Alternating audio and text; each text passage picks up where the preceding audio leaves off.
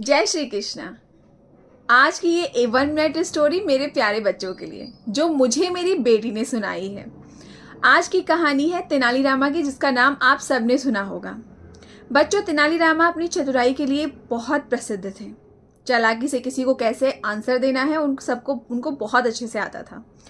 एक बार क्या हुआ, सुबह के समय वो महल की तरफ जा रहे थे। रास्ते में एक फल वाला फल की रेडी लगा के फल बेच रहा था। उन्होंने फल वाले से फल का दाम पूछा तो फल वाले ने उनसे कहा कि इसका दाम है कुछ नहीं।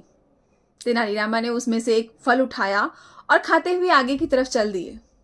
पीछे से फल वाले ने उन्हें आवाज लगाई कि अरे, इसका मूल्य है कुछ नहीं। तो तेनालीरामा ने कहा ठीक है, कुछ नहीं, बस कहते हुए खाते हुए और आगे चले गए। अगले दिन जब तेनालीरामा महल पहुंचते, उसके पहले ही वो फल वाला महल में मौजूद था और कृष्णदेव राय जी से वो उनकी शिकायत कर रहा था कि कल मैं फल की रेडी लगा के बेच रहा था। तेनालीरामा ने उसमें से फल लिया पर उसका उचित मूल्य नहीं चुकाया। तेनालीरामा जब उस दरबार में पहुंचे तो वो एकदम हैरान थे कि ये फल वाला यहाँ क्या कर रहा है। पूछा तो पता चला मेरी ही शिकायत करने आया है। कृष्णदेव राय जी ने कहा कि फल वाला क्या कह रहा है। तेनालीरामा ने सारी घटना बताई कि मैंने फल का दाम पूछा, इसने बोला कि फल का दाम है कुछ नहीं, तो मैंने इसको कुछ नहीं दिया।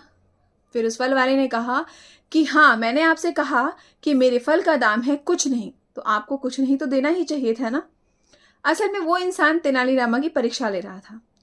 तेनालीरामा थोड़ी देर तक सोचे, एक दिन का मौका मांगा और कहा मैं कल आपको इसका उचित मूल्य दे दूंगा।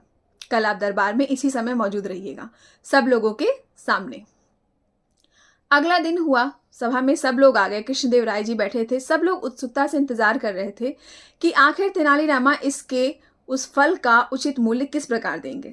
तेनालीरामा उस दरबार में पहुंचे। फल वाला बहुत ही उत्सुकता बस उन्हें देख रहा था और मन ही मन सोच रहा था कि सबको हराने वाले को मैंने हरा दिया।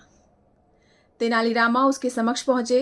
तेनालीरामा के हाथ में एक बहुत ही सुंदर सा बॉक्स था, हीरे जवाहरात के साथ जड़ा हुआ।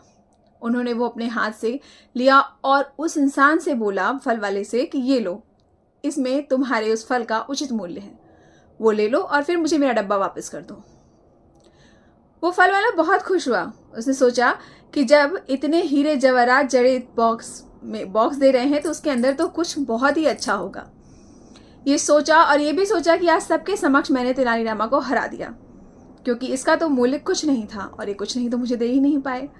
तो जब बॉक्स खोला तो उसमें कुछ भी नहीं था। फल वाले के मुंह से बहुत ही अचानक निकला कि इसमें तो कुछ नहीं है। तो तेनालीरामा ने कहा, जी राजन, इसमें कुछ नहीं है।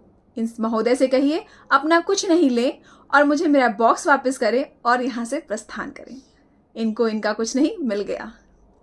सभा में मौजूद सारे लोग ठहाके लगा के हंसने लगे और वो फल वाला बहुत ही शर्मिंदा हुआ। तो इस कहानी से हमें ये सीख मिलती है कि किस तरह से विपरीत परिस्थिति में भी अपनी वाक्पटुता और चतुराई से बचा जा सकता है और अपने आप को सही साबित किया जा सकता है। तेनालीरामा ने धैर्य रखा, सोचा और उसका एक सही उपाय खोज निकाला।